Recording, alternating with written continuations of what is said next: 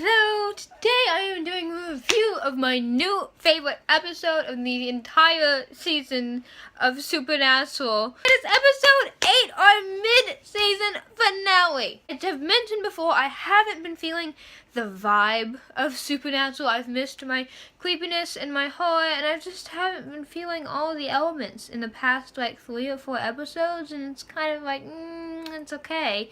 It's still pretty good, and the writing's pretty good, but I'm just missing something. This one, all elements are back, and I'm still in shock about what I just watched. We start off in this church. Now, excuse me, I don't know the name of the high church officials. There is this father, and I believe who is the archbishop. He's the one in red. Now, there's this radio about this man named Parker who had been killed, and he later is tied in with the church, you find out. And the archbishop comes in, and he tells the father that we have more important things to work on, turn the radio off. And then he's walking back to his, room, whatever, and I swear to God, I completely lost my mind at this. I was expecting Lucifer to be creepy and stuff, but when the crosses, as he's walking down the hall, start rotating upwards, I was like, oh, this is horror movie 101. What the hell was that? It was so creepy and so cool. This little minuscule detail was put in there, and I was like, and Sam and Dean are called in for the autopsy of Mr. Parker, where they meet up with the, as Dean called them, Scooby-Doo gang, aka Cass and Crowley. They do some research, and they find out that there's the head archbishop guy is not wearing the crosses that he usually wears, and because they turned upside down. This whole episode was so creepy. It was so biblical creepy too. I was like, I've missed this since season 5. So they go to investigate this church, and Sam and Dean sneak in, and oh my God, so creepy, so scary, just horror 101. This is a horror Supernatural episode, which makes it 50 times better already. There's the one father, I don't know if he was still alive or if he was dying, laying on the ground. There's blood everywhere. They're walking up the stairs. There's a nun laying there dead. There's another father been stabbed through the chest. This is a biblical, satanic, almost, well, I would say satanic, seeing as Lucifer is in it, mass murder. And I was officially freaked out when we're just seeing all this gore and blood, and it's scary. Once we get up to the head room where the archbishop is, and he has his eyes burned out and all of that because Lucifer has left him. So now the search is on again for where Lucifer is now possessing. Now, I gotta say, this twist in this episode came with the little tangents in it. We see this man, I think, praying or talking or something of that sort, and he says yes. We immediately know he's saying yes to Lucifer, and we know Lucifer wants power, seeing as he just took control over a church, but he went from rock star, head churchman, to president. The second they said, okay, we need to make it believable that you're president, and I'm like, huh? What? That's like the Queen of England, man. Whoa. You went from 0 to 100 real freaking quick. The security guard walks in on him. Now, the one I found kind of, I don't know, not confusing, but interesting, is when the guy who Lucifer possessed, his name is Jeff Looney, I believe, or President Jeff Looney, and Jeff is in his head. There's this 10-second scene where Lucifer Jeff is talking to Jeff, and I think it was in his mind, but we haven't really seen that. I mean, we've seen, if Lucifer's been there, it's been because someone's hallucinating, but I got the feeling that this was, in his mind or something. I don't know, it was really cool, and really added in there, and it was just so cool. The security guard sees him talking to himself, or about Lucifer, all of that, and Lucifer turns around and kills him by climbing his face and just like killing him. The next moment is when so good. This might have been one of my favorite moments in this entire episode, was when the little visual supernatural effects are what seals the deal. When everybody has met up and talking about how he tried to do CPR and he tried to help and all that, and they said that he had, I forgot the name, he had some malfunction in the cerebrum, and the woman who went in the autopsy is also a spy for Crowley, or Crowley has some kind of control over her. So the message gets relayed onto Crowley. Comical scene? I have not seen this in a while. Was completely Sam and Crowley in this one. Their little banter they had going on, I'm like, whoa, I was expecting some Cass and Crowley, some Dean. Sam and Crowley came out there, I was like, whoa. The fun banter is when Dean's like, oh yeah, Crowley's gonna come by, he has some information, whatever, and then Sam's like, do we have to talk to Crowley? Like, why do I have to have Crowley? And then Crowley shows up behind him, and it's like, good timing we got there. And then Crowley is talking about his palace of hell, and the few he still remains to have control over. And then Sam's like, can we just get the information about the drama? And then the best line Crowley might have ever said was, can't I just get you without a flannel? Can't we just get the Winchester without the flannel? I was like, that's amazing. That's amazing there. And bam, the next second, the President of the United States is Lucifer. Now, the little important part of this episode was not actually Sam and Dean, not till the very end. It was the tangents in this Lucifer-possessed president. The president is having an affair with a woman named Kelly who works with him. They're seen in the bed together, and she starts talking, and she's like, what if we became public? What if we got married? What if we did the baby thing?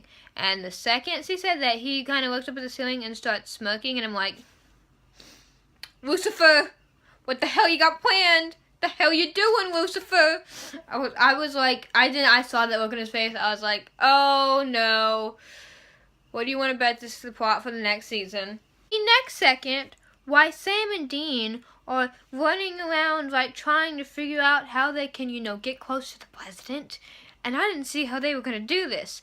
Castiel is walking and he has this almost collapse of angel radio. And the second this happened, I was almost screaming. And, because I've heard this word before, and he's like, there's a lot of activity. There's a angel presence that's new. And it's a Nephilim. Okay, I don't know if I said that right. Nephilim or Nephilim, I hope it's Nephilim. I've also been mentioned in the Mortal Instruments, which is one of my favorite books ever, and I was like, oh my god, Satan has a kid!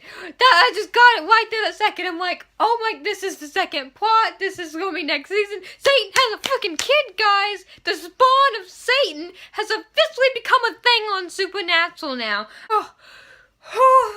I like that. It went to a commercial break after that. I was like, let me take a minute. Let me take a freaking minute here. Ellie goes to get Rowena. I've missed her. And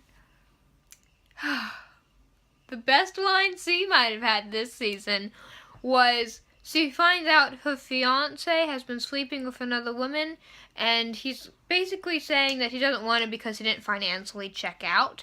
And she's really enraged at this. It's kind of like a soap opera, the screaming, yelling, weird, what does your heart feel for me, or whatever, the heart knows what it knows, and it's kind of weird. And then Crowley shows up, and at first the guy tries to give Crowley his bags, and then Crowley is like, and he says mother, and the other guy is cluing in, and then Crowley, being Crowley, makes the guy's head completely swell and then explode, and you just see blood everywhere, which is really creepy and gory, and I was just like, ugh. And then Alina was like, Chloe, it's the sweetest thing you've ever done for me. Don't we all wish that when we find out our exes were cheating on us, that we can have a son who blew up their head or blew it off? I was like, Alina. Okay, next plan is to go get Kelly.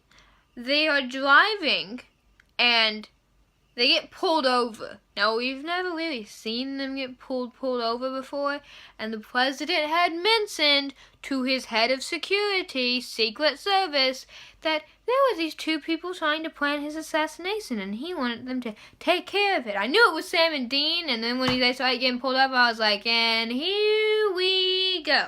Cass stays in the car. There was a little cutesy Destiel moment with how Cass almost collapsed and Dean would grab his arm, or how Dean would tell him to stay in the car, or when Cass walked out of the car and Dean was like, stop, don't walk anymore. And I was like, the tiny Destiel moments that mean things.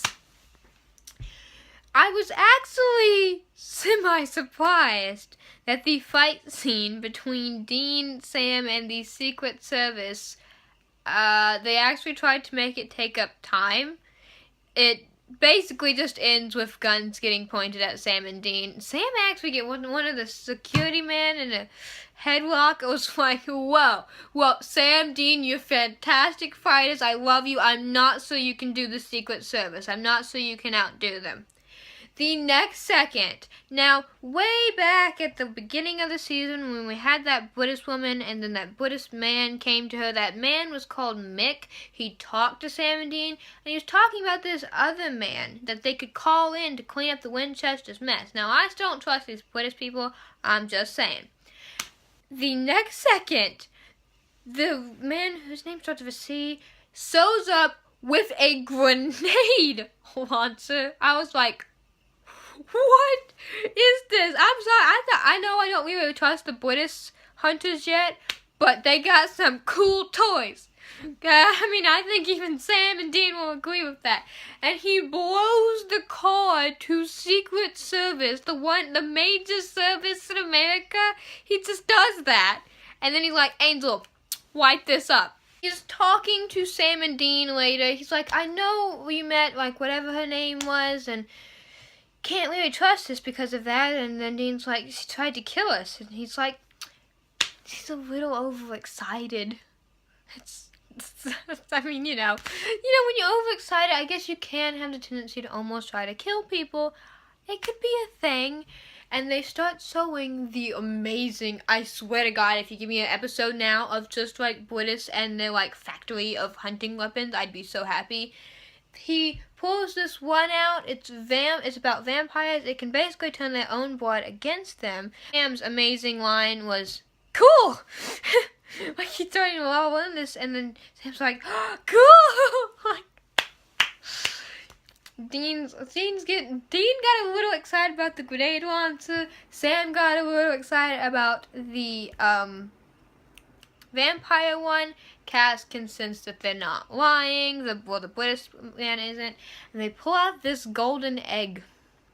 Could make many references and jokes about there being some weird golden egg.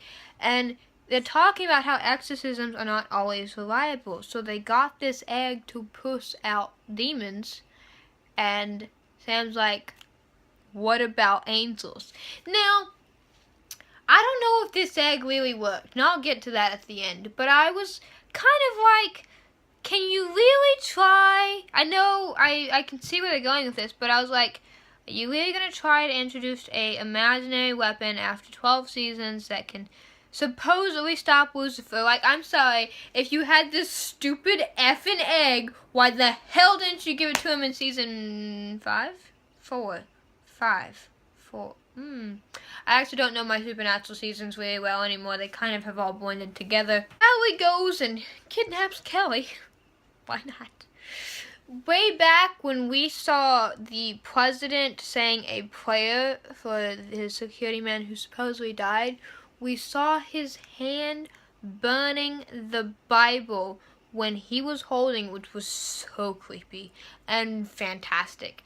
And we see the same thing with Kelly. She's preggers with the spawn of Satan. They trick the president. Okay, they get Kelly to call the president, and can I just take like 10 hours to get over the fact that Sam and Dean Winchester got the effing president of the United States to some cheap hotel. I was like, if you're gonna play the part, well, I mean, I know they did the cheap hotel for security reasons, but I was like, if you're gonna play the part, you might want to not have it there.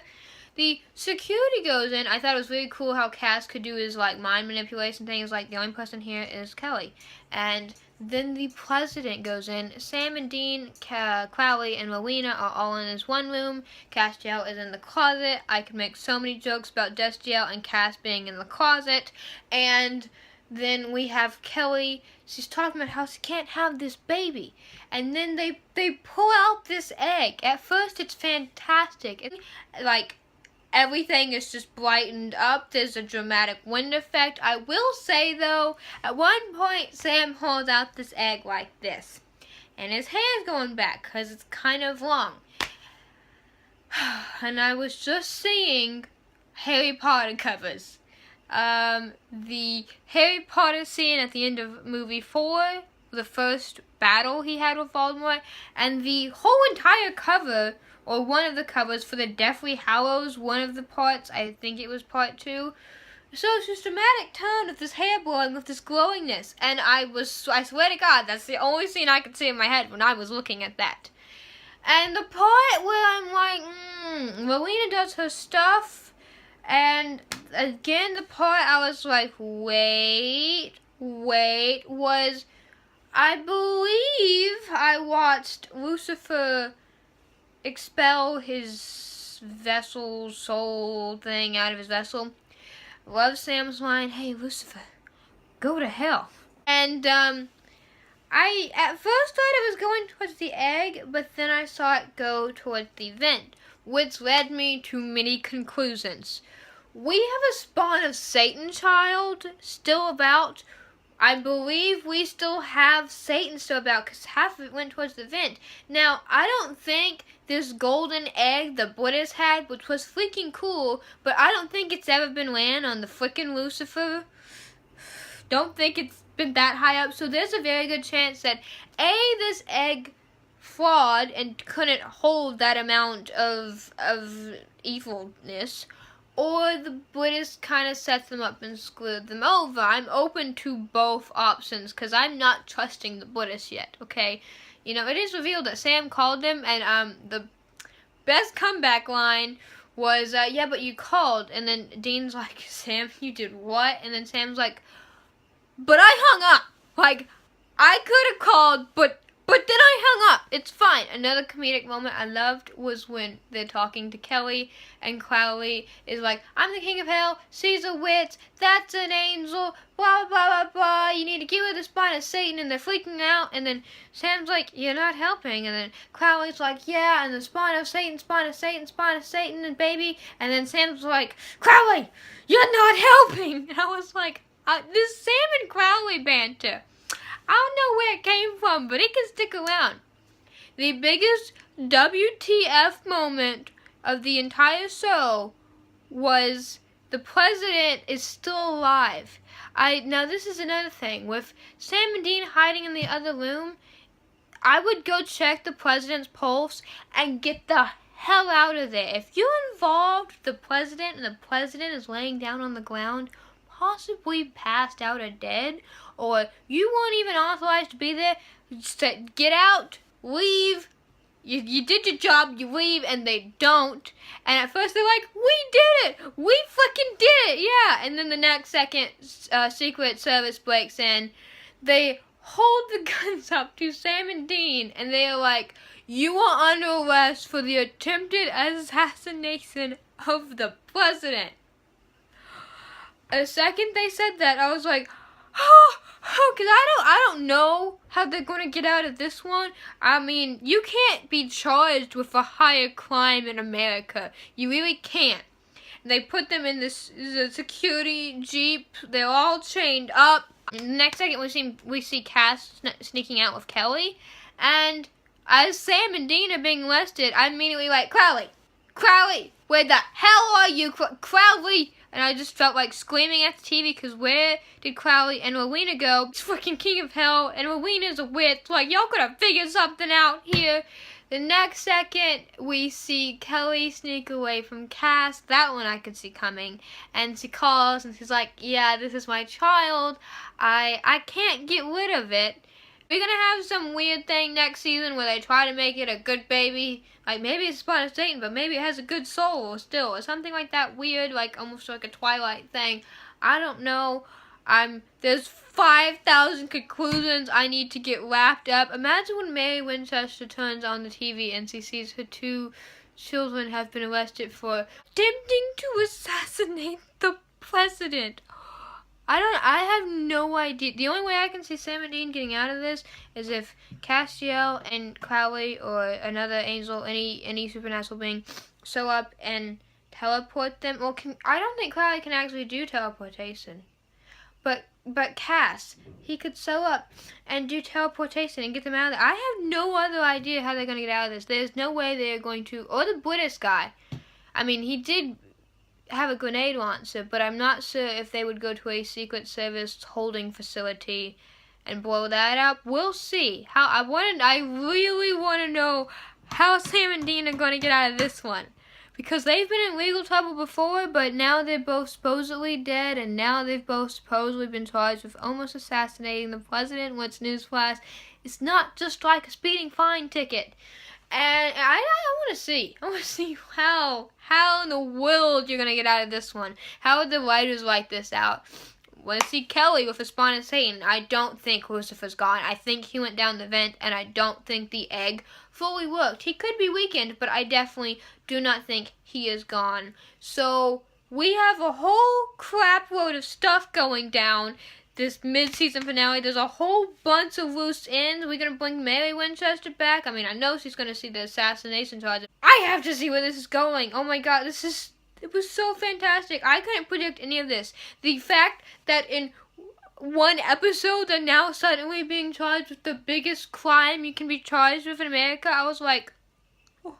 It was creepy. It was plot twisting and a half. Like, where the spot is Satan and the president? Whoa, where did it come from? I will give this 120%. 5 out of 5 stars. It is by far my favorite this season. I am Annalise. I will see you next time. Or actually next year, because this was the mid-season finale. I will see you next year. Bye!